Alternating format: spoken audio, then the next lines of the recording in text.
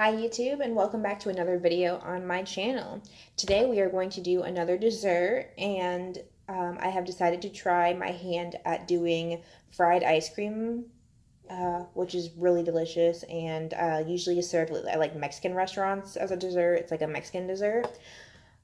And it's honestly easier than it sounds to make, and I actually got a friend who requested that I show them how to make it, so that's what inspired today's video. So I'm just going to get started, and this video is actually going to be like a 2-day, couple different parts to it, because fried ice cream, if you want to do it the right way, takes at least a day in advance and a few different steps of refreezing to get it as solid as possible before you start frying. So it is really late at night, it's like 1 a.m. And I am just going to get the balls started. We're going to freeze them for about 12 hours overnight to get them as solid as possible, and then in the morning I'll continue filming and we will roll them and I'll show you the whole process that comes next, and we'll freeze them again until tomorrow night when we'll actually do the frying. So I just wanted to show you quick the start of the process. I just have some regular home-style vanilla ice cream. I like the home-style. You could really use any flavor of ice cream. Yeah, and then we're just going to scoop them into balls. And I have a muffin tin here actually that I've just covered in parchment paper, which is supposed to be really good for the balls not sticking when you're putting in the freezer, so that we'll be able to remove them easily. So that's what we're going to use, and I'm just going to scoop these into balls and then show you what they look like before we start the freezing process. Okay, so using my trusty little ice cream scoop here that I bought for like $1 at Walmart, I have formed kind of decent uniform balls, 6 of them. I had about 3/4 of my quart of ice cream left, and this is how much the result was. It's just me and my girlfriend that's going to be eating them, so we don't even need this many, but I do want to really try to mix and match some different cereal flavors that we'll be using to coat them in and fry them. So that should be a fun experience to see what the best kind of cereal to use is. So I tried to make 6 balls here so that we can do that. I have about 3 different kinds of cereal that I want to try, so we'll do 2 each. You can really make the balls as big or small as you want or need them though, and make as many as you need. But yeah, this is just it. It's not completely uniform balls yet, but after the refreezing, once we start rolling them in our coating, we'll be able to get a better ball shape out of them. So right now I'm just going to stick them in the freezer and leave them overnight, and I will see you guys back when they are solid. Good afternoon YouTube, and thanks for sticking around. It is now 2 p.m. in the afternoon of the next day, so it's been over 12 hours since I put my ice cream balls in the freezer, so they should be pretty good and solid by now. Off camera, I did go ahead and crush 3 types of cereal that I want to use to coat my ice cream balls in. So I have got some Fruity Tricks that I'm going to try, some chocolate cinnamon toast crunch, which I think is a newer cereal. I've never seen it before, and we just got it and decided to try it, and it's pretty sugary, I will say that, but very good. And then just regular cinnamon toast crunch, which is like recommended to use. You can also use like Rice Krispie treats. Corn Flakes is usually the main one, and then you would mix that with cinnamon and sugar. But really just whatever kind of sugary cereal combinations you can think of, you just get that and crush it. Usually a food processor is the best thing to use. I have like a little mini blender thing that's kind of cruddy, but I use that to crush mine up, and just like these fine flakes. You could also just get some plastic, I spilled some. You could also just get some plastic Ziploc bags, put your cereal in there and crush it with a rolling pin or with your hands. However you do it, just get some cereal crushed up into some bowls. And then our next step before the coating is to get some egg whites. Now you can buy egg whites already just separated in a container from the store, or like I'm about to do, you can separate some eggs into a bowl. So that's what I'm going to do right now, is just take 3 egg whites, separate them out, and then the egg yolks I'm going to discard, but you could use them for like some lemon bars or some kind of baked good. So I'm just going to go ahead and get out some eggs and separate my egg whites into a bowl here. Now, if you've never separated eggs and egg yolks and egg whites before, I will show you how I've learned to do it. It's not too hard, it just takes some patience. So you want to kind of get a good crack, usually about halfway around the egg if you can, but I mean as long as it's cracked enough for the egg yolk to stay in there, that's fine. Carefully remove the top. And then you see the egg whites already dripping out into the bowl here, so the yolk stays in the shell. And then if you want to get all the extra white out, you kind of just flip your egg back and forth until you got as much of that white out into the bowl as possible. Try not to overdo it, because if you get the yolk in there, you're going to mess up the consistency of it. That's probably good for this one. So I'm just going to take my yolk and my shell, and since I'm not saving it, I'm just going to throw it in this bowl I have over here. Then do that 2 more times, so I get a total of 3 egg yolks.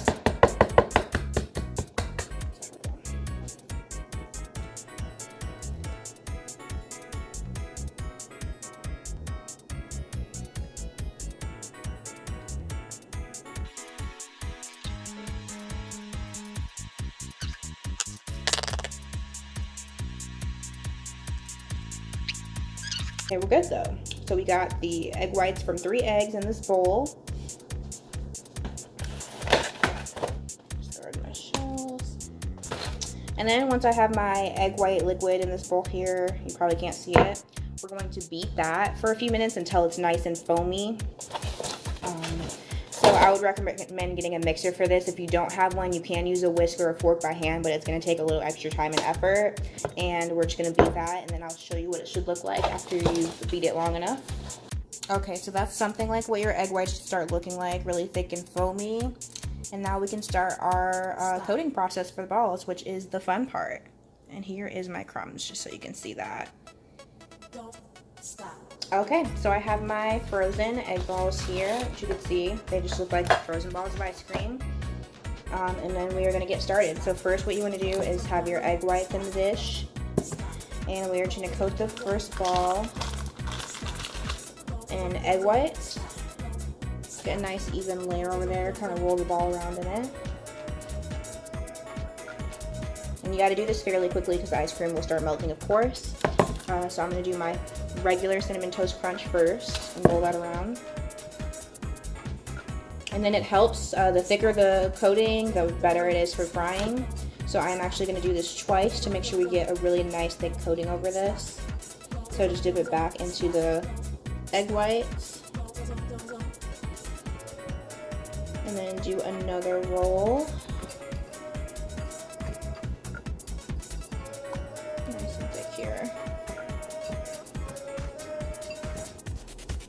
Here we go, now we're forming a ball. And I'm gonna do 2 of each flavor, so I'm gonna do another one of the regular Cinnamon Toast Crunch, and then just repeat the process with all of your flavors.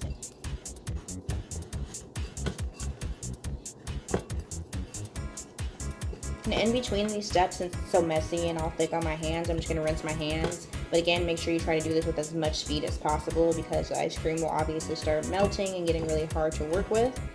And you want this to be staying as solid as possible while you're rolling it.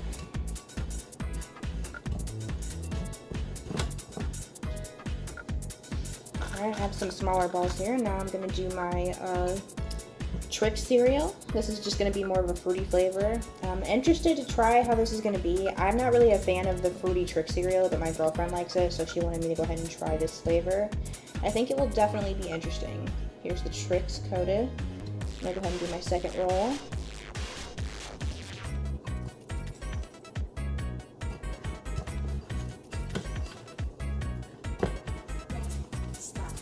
And in between these steps, since it's so messy and all thick on my hands, I'm just going to rinse my hands. But again, make sure you try to do this with as much speed as possible, because the ice cream will obviously start melting and getting really hard to work with.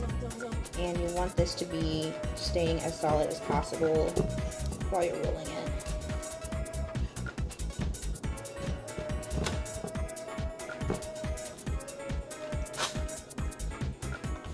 I have some smaller balls here. Now I'm going to do my, and now to my last one, my chocolate Cinnamon Toast Crunch. I think this is probably going to be the tastiest, to be honest, because who doesn't love some extra chocolate flavor?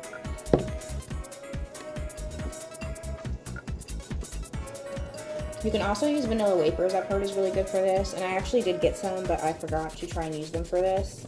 If I had some more ice cream, I would probably test that out too.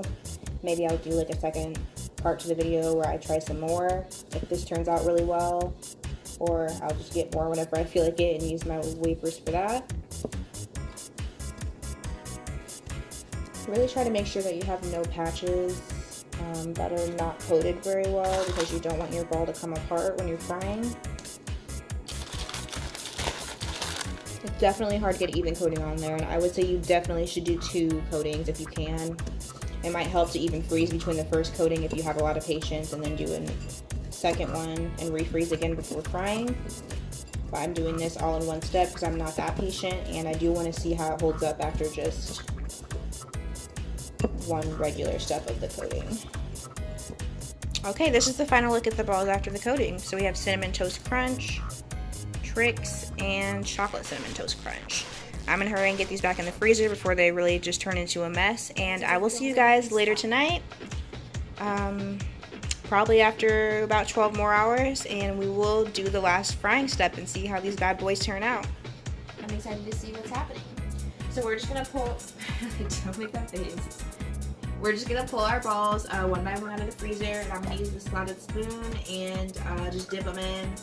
All the things that I've read say that usually it's just like 5 to 10 seconds, nothing too fast, just enough to get like a good brown on the outside, and then they're fried. So that's what we're gonna do. I just have a small little pot here that I filled, I don't know, mostly full with oil, and you heat the oil up for like, I don't know, 10 minutes or something on like medium-low heat. So hopefully, I think it's gonna be hot enough. It was smoking a little while ago, so it's definitely hot. So let's just get into it and see what happens. Which one should I do first? Whatever one you want. I'll start with one of the fruity ones. Okay, so this is my frozen Trix coated ball after a couple of days in the freezer, and I'm just gonna put it on my spoon and dip it in the fryer. Also, we made some fried cinnamon shells here to stick them and eat them out of to be extra fancy.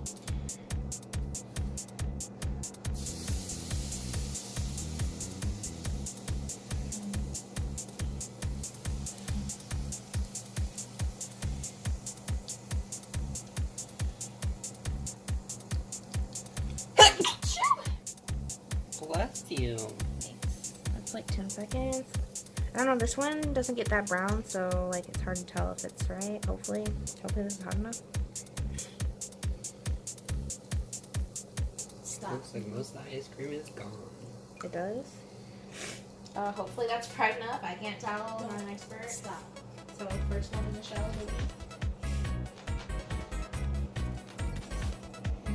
Okay, so I'm just gonna do the rest the same way. Hopefully that's long enough, and we'll come back with the end result. Okay, so this is the result. They're not the cutest, most mainstream looking fried ice cream balls, but I have my little tortilla shells, which I just coated in a layer of cinnamon and sugar and butter, and then smushed into a muffin pan and baked in the oven at 350 for 15 minutes, and then that made like a perfectly crunchy, hard shell to put the fried ice cream balls in. So this is the one with the Trix, this is the regular Cinnamon Toast Crunch, and these are the Chocolate Cinnamon Toast Crunch. And I have a little bit of caramel drizzle on this one. So we're gonna eat up before they melt.